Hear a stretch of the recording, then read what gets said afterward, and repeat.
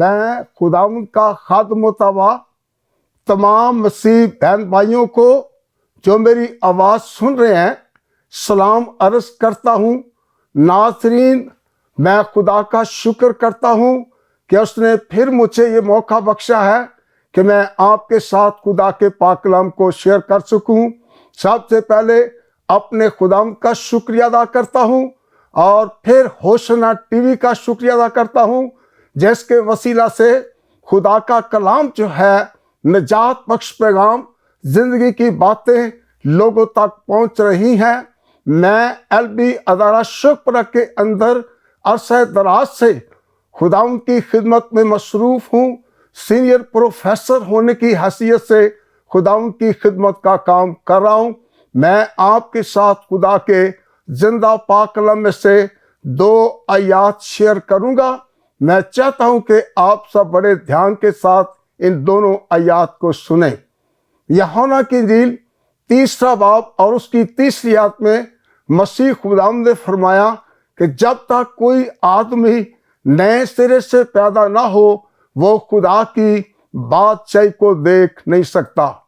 3 बाब की 5वीं आयत में लिखा है, खुदावंद यीशु मसीह ने कहा जब तक कोई आदमी पानी और रूह से पैदा ना हो वो खुदा की बादशाही में दाखिल नहीं हो सकता।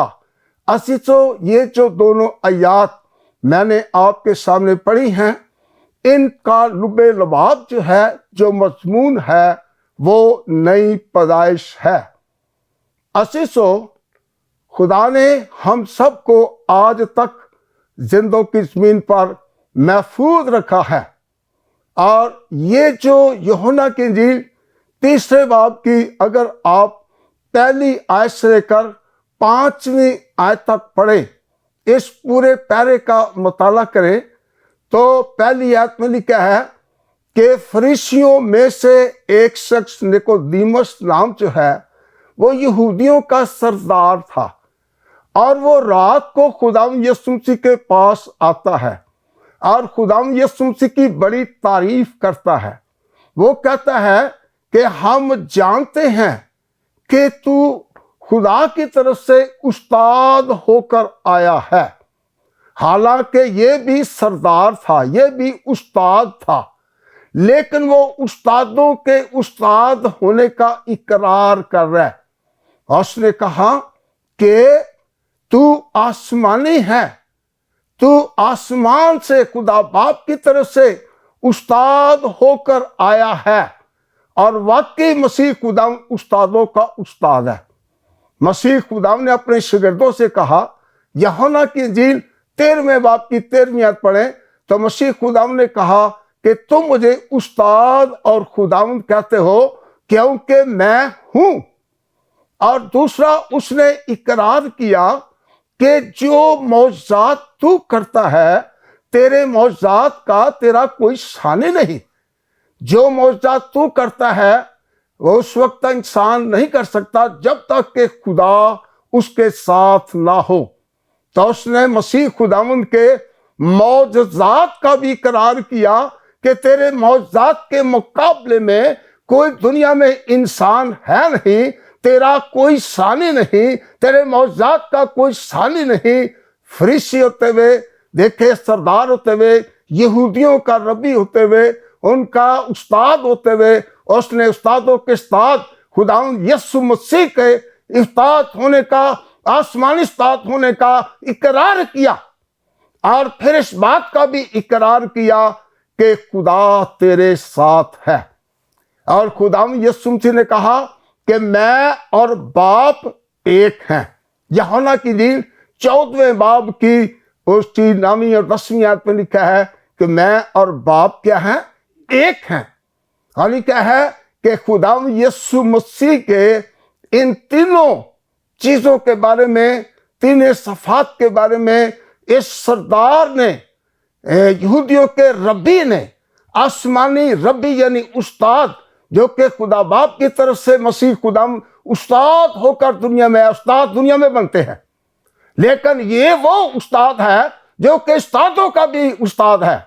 और निकोदेमुस ने मसीह खुदाम के उस्ताद होने का उसके मौजूदात का और इस बात का भी इकरार किया कि खुदाम यीशु मसीह के साथ खुदा है, वो बाप है। खुदा और बाप याद रखना वही है, लेकिन मसीह खुदाम जब जमीन पर चल फिर कर मुनादी कर रहे थे, बशर बने, तो मसीह खुदाम के बारे में बहुत से और लोगों ने भी अपने ख्यालात का इजहार किया। जो कि यहूदी थे, वो कहते थे कि खुदाम यीशु मसीह खुदा की बातें जो हैं बड़े बड़े इख्तियार के साथ पेश करते हैं, लेकिन अफसोस कि वो सिर्फ इकरार तक महदूद थे। लेकिन खुदाम यीशु मसीह ने कहा, मैंने तेरी सारी बातों को सुना है, ये तूने सच कहा है, यह हकीकत है। लेकिन खुदाम यीशु मसीह ने जो उसकी जरूरत थी उस पर जाहिर की। खुदाम यीशु मसीह ने कहा, ये ठीक है, मैं मानता हूं जो तूने इकरार किया है, मैं इसको भी मानता हूं, लेकिन अब जो तेरी जरूरत है मैं तेरे सामने रखता हूं। और वो क्या है कि मसीह खुदाम ने कहा, जब तक कोई आदमी नए सिरे से पैदा ना हो, उसकी नई पैदाइश ना हो, नए सिरे से पैदा ना हो, वो खुदा की बादशाही को देख नहीं सकता। और फिर जब खुदाम यीशु मसीह ने उस पर उसकी जरूरत को जाहिर किया तो वो परेशान हो गया।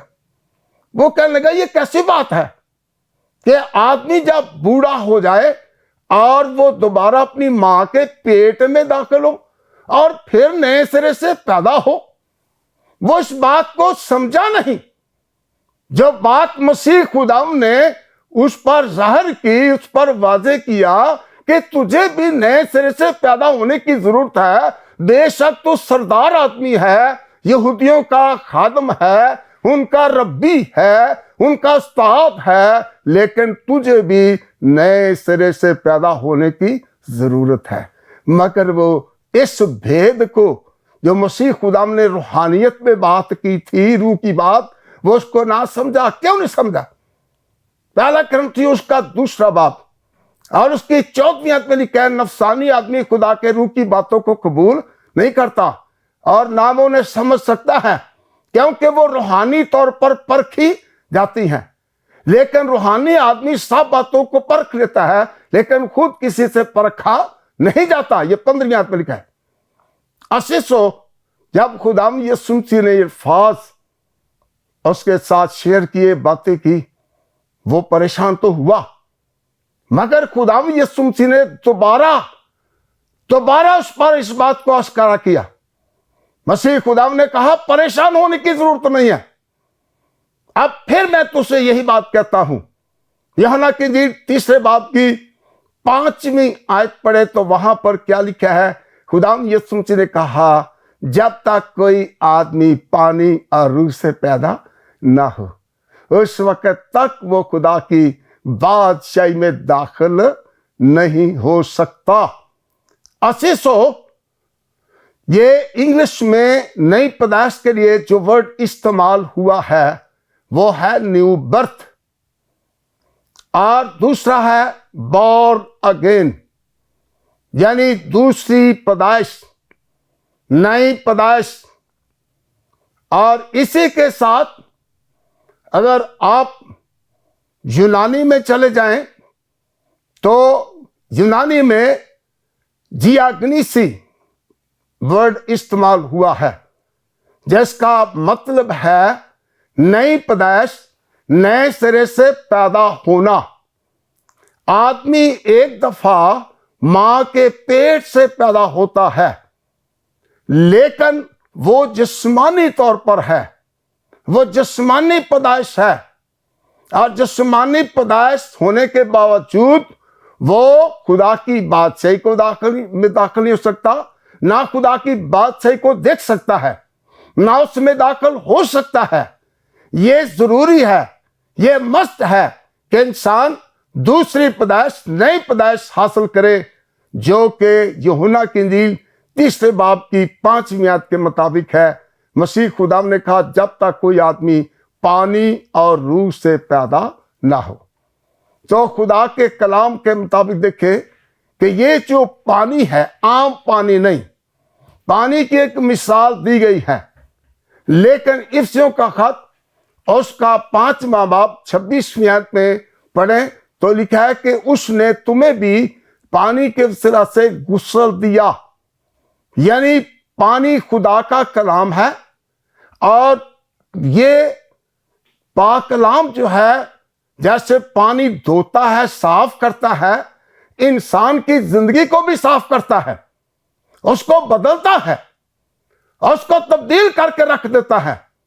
खुदा का कलाम जो है पानी है, और पानी के वसीला से इंसान जो है वो जब सुनता है, लिखा है कि पतरस ने माल की किताब 2 बाब पढ़े 36-37 में, तो जब उसने एक लंबा चौड़ा लेक्चर दिया, उसने यहूदियों पर उनके गुनाह को जाहिर किया कि तुमने मसीह खुदाम को मसलूब किया और राष्ट्रवाद का खून बहाया, और तुमने पिलातुस के सामने भी ये कहा था कि इसको मसलूब कर और बरअब्बा को छोड़ दे।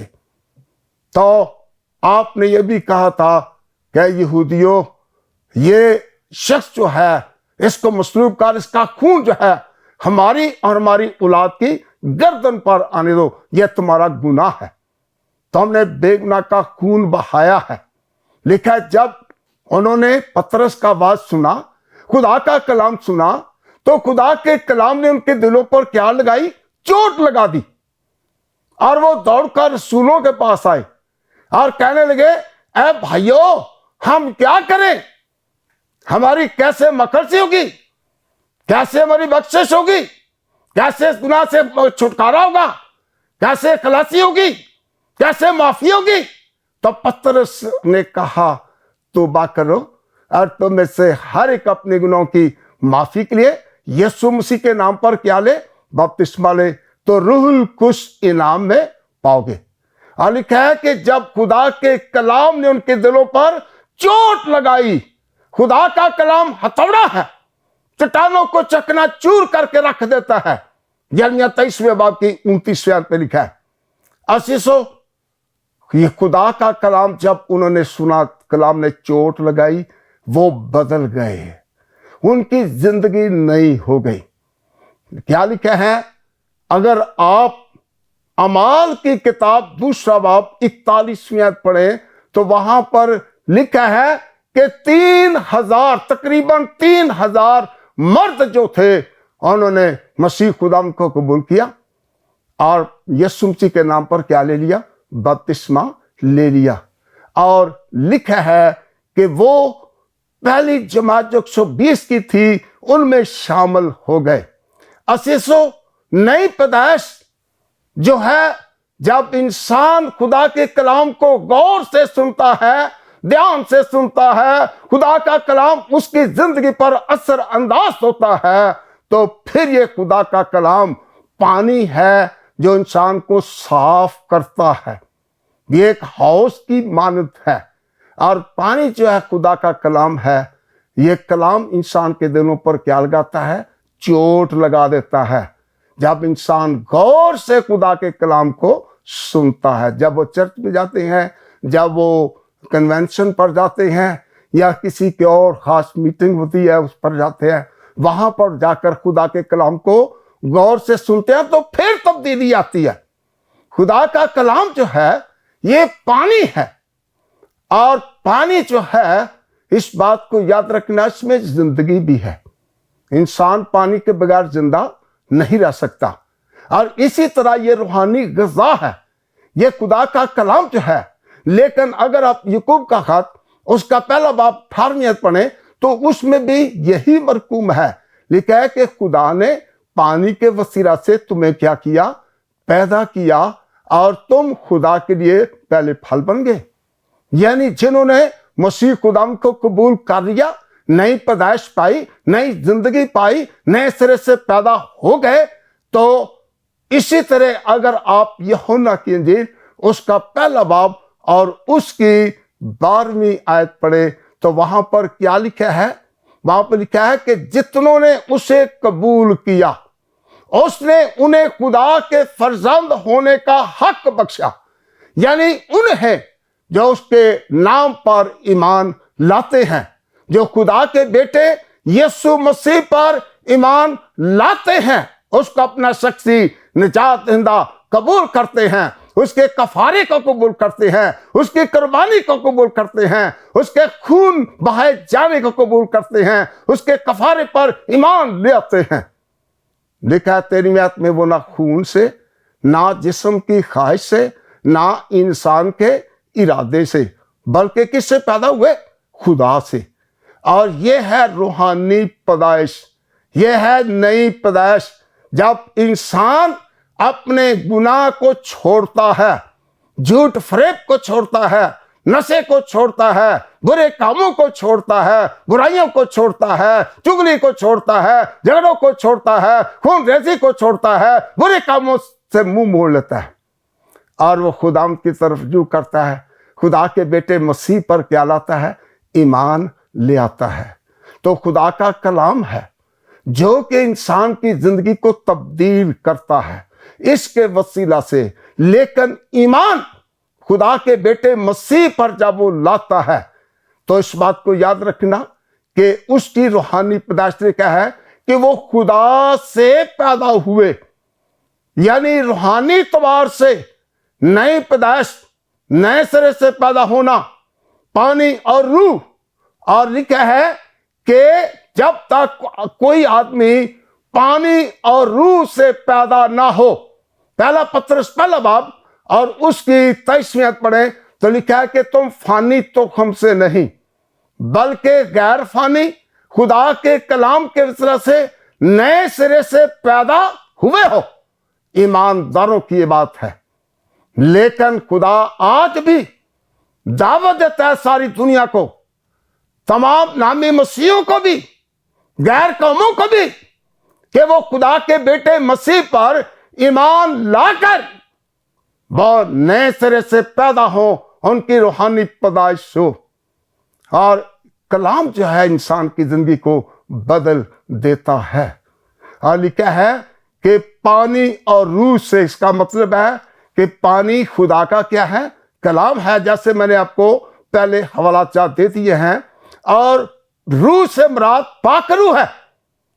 पाक रूह इंसान को कायल करता है, पाक रूह इंसान के अंदर उतर जाता है। कब?